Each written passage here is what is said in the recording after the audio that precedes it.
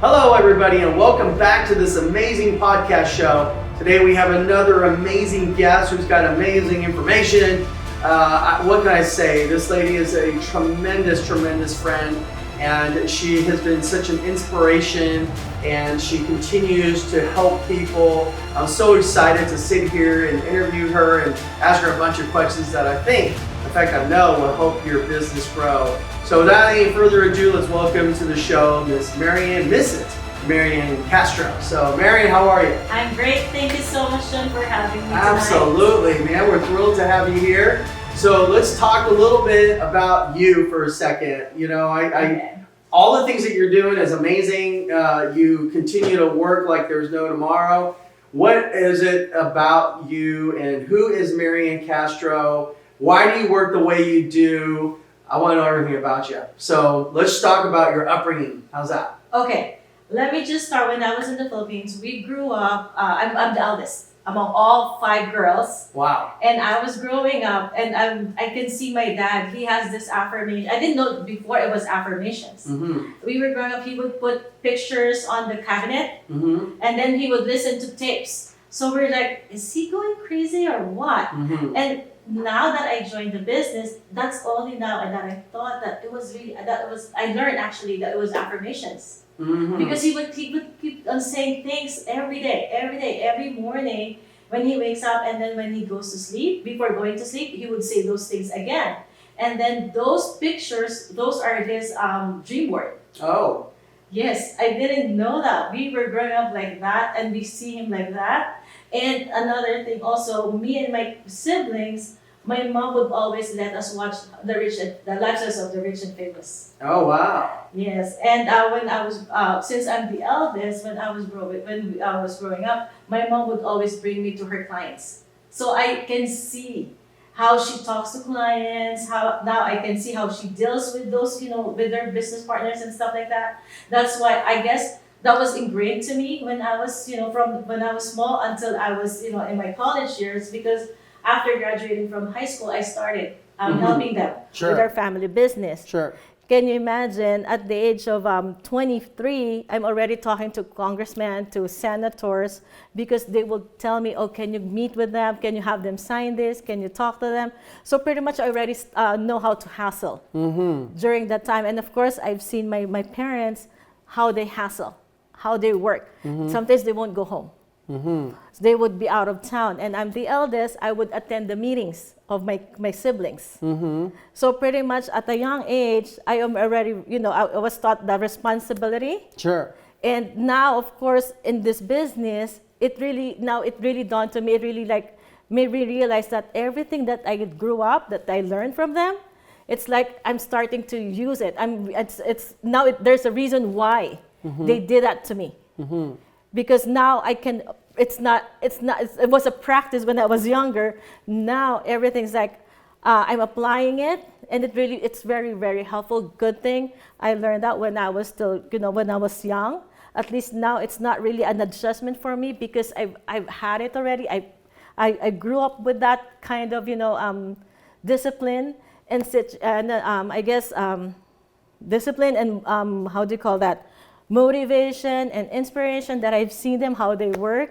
Both my mom and my dad, they're like really partners in everything. So I'm really just grateful, because I really, a good thing I have those. I mean, that my parents show that kind of work ethic to us, right. Especially for me as the eldest daughter.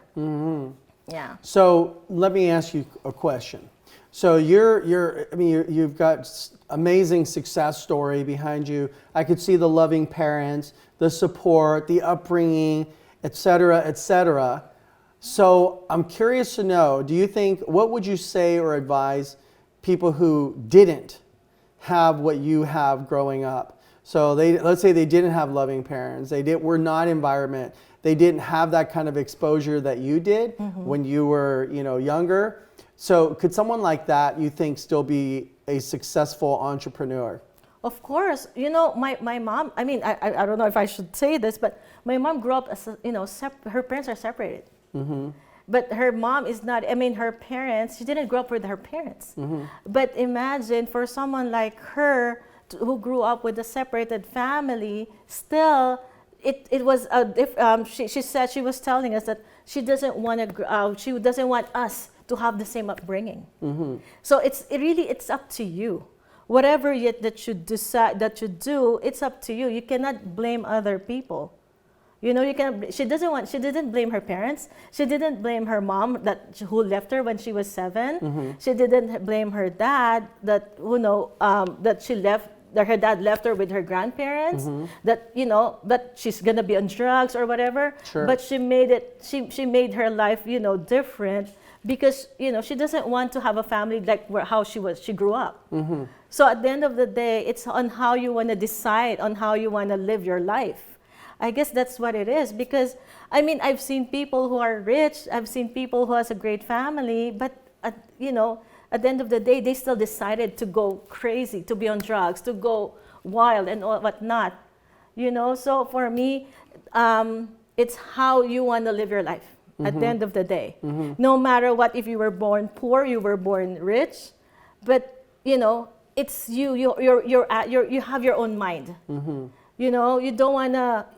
Especially if you're poor, you don't wanna die poor. You wanna be the one who will help your family and you get them out of poverty. I guess that's what it is, right? And if you were born rich, you're a blessing. You should be grateful for what you have. So you have to share what you have. You have to share the blessings that at least your family is, you were born rich. You have to share it. You have to, be grateful that you were born like that, because a lot of people wanted to be in your situation, but unfortunately they're not, right? So I guess especially the kids right now, they just have to learn to be grateful. Yeah. Right? For sure. Because that's what I notice right now. The younger kids, they're not grateful. They're not happy with what they have. Because I guess it was just given to them, not like those poor people that they have to work hard for if they wanted to have something, they have to work hard for that. And I'm just grateful. I mean, I'm not just grateful, but it was inspiring that I can see that in you, that even if you have the money, you're successful, you still teach your kids that, no, I'm not just going to give it to you. You have to work for it. I guess that's the best thing that as a parent that we have to do for our kids. Yeah. Because we don't learn the value of money. We don't learn the value of hard work, especially if it was just given to you. Right. Right? So for them, it's like, if I have the money, I can do whatever I want with that. But if you work hard for it, you'll value it until even the single centavo. You know what I mean? So everything, you'll be grateful for everything that you have in your life, regardless if it's money, material stuff, but just the fact that, you were born with a great life, I guess you just have to be grateful and blessed. Yeah. What drives you? Because you are someone that works like there's no tomorrow. I've said that before, but you are a workhorse and you are a beast when it comes to your work ethics.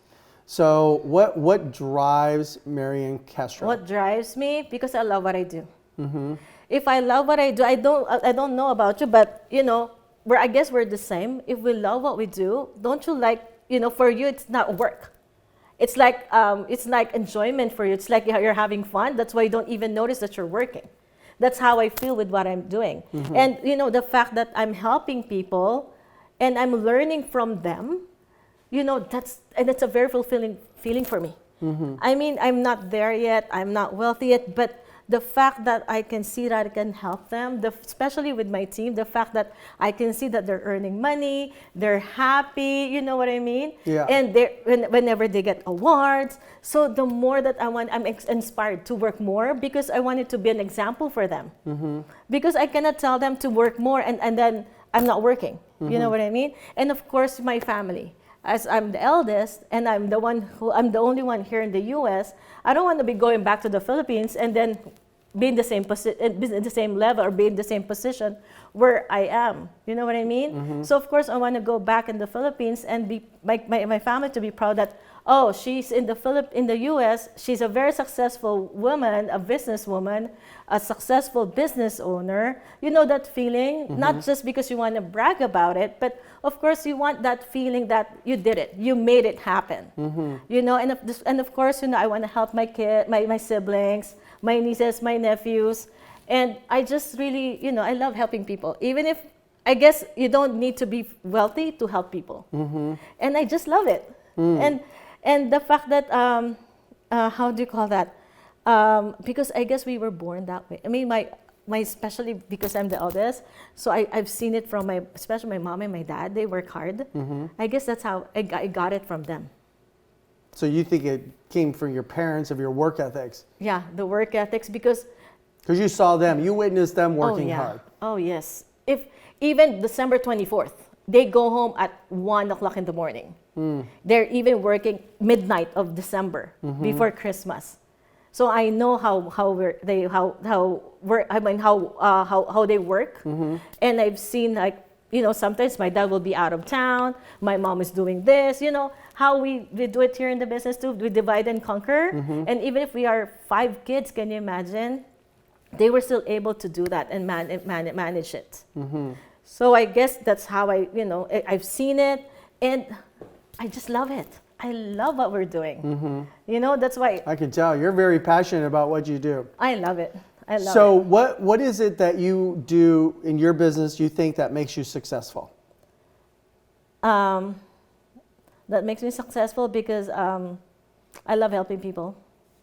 I love to help people. There's a lot of people who help people, though, but they're not very successful. You know, there's a lot of people who do nonprofit work, and they're helping through philanthropy and fundraising and so forth, but they're just not successful. So why are you successful in what you do? Because you know why, John? I wanted to give myself a quota. I always want to challenge myself. That if I meet this quota of mine, or this how do you call that? If I meet this goal of mine, I'll challenge myself again. So every time I meet a goal, I'll challenge. If I don't meet the goal, I'll challenge myself more. Because I don't know, it's just like, it's drugs for me. It's like trying to, that's why my husband would always tell me, you're crazy. And I'm like, you know what? Because I know I can do more. And if I can do more, I can tell my team that we can do more.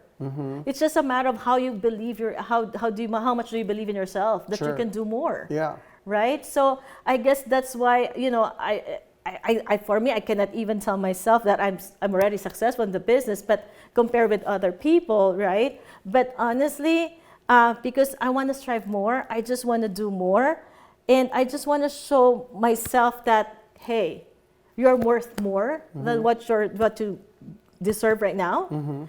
And the fact that because I have my bigger why, I want to do something, I want to help my family. So for me, it's like I cannot stop. I cannot stop until I have my team to where I want them to be as well, right? So there's no stopping for me. Sure. That's how it is. So if you were to give 5 pieces of advice to a brand new entrepreneur, what would be the top 5 things you would give them and tell them to do? Number 1 is discipline. That's what I really learned in this business as well. You really have to discipline yourself. It's hard because, of course, especially if you're a business owner, you know, you have to wake up every morning, right? You have to pre-plan your day, right? But good thing, my mom's very disciplinarian. So we learned that the hard way. If I tell you everything, we might not going to be finished for this interview. Number 2, very systematic. You have to know you have to have a system. Right? You have to pre-plan. I'm all about that. I always pre-plan my day the night before. And every day I time myself that I have to finish this one for only 2 hours. I have to finish this one for this such, you know. So that's how I do it. I have, you know, as being systematic, I have time management. Because you have to know, you have to be, you know, you have to have your time. Because you have to know your deadline. Right? So I do that. And then, of course, what do you call this? Discipline, having a system, time management. Number 4, self-motivation. You have to be self-motivated as a business owner because, in business, you're not always winning. Sure. Right? So regardless if you're winning or not, you have to be always motivated, right? Because especially if you have people who are dependent on you. For example, you have an employee, right? So you have to motivate yourself before you can motivate them. You know what I mean? So you have to be inspired too, because they will feel that you're losing or you're not winning. They can feel that. So you have to be like a mom. You have to be you have to be really strong to fight for what you really want. Sure. So you really have to motivate yourself regardless if you're down, regardless if you're up. So you have to be always motivated and be positive and have that faith. That's a big thing because we grew up you have to have faith all the time, right? So my 5th one is, let's see, multitasker. Okay. Because I noticed that a lot of, some of my associates that once you give them a task, for them it's like, I can't do it, it's hard. I'm like, if you're a mom, you should know how to multitask, right? Because as a mom, you handle everything. You have so much plates in your hands, right? So in business, it's the same thing. You have to learn how to multitask, right? You have to because you cannot be a business owner, you cannot own a restaurant if you don't even know how to, cook, or you cannot even know how to go to the market and buy stuff. Right. So you have to learn everything, right? And of course, aside from multitasking, how can you teach your secretary or your assistant if you don't know what to teach them? Right. So you have to learn from scratch. Right? So you have to learn that, I have to do this, I have to do that. Because you cannot be a good example to your new team or your associates if you don't know where to start. I mean, how to start from the bottom, right? Because not all the time you have an assistant. Like, for example, Marian, how am I going to follow up on my pending requirements or stuff like that? But if you don't know how to do that because, no, I'm an SMD, I don't know, I don't take care of that. I mean, you can't do that. You can't tell your team that way, right? You have to learn everything. You can't be a business owner. You cannot own a big company if you don't know how to start from the bottom. If you don't know how to be a manager or you don't know how to be the president. You have to have all those, the roles. Sure. Right? So I guess that's the top 5 for me. Okay. Yes. What do you think your biggest adversity has been? Like you talk about quotas and pre-planning your day and setting goals for yourself.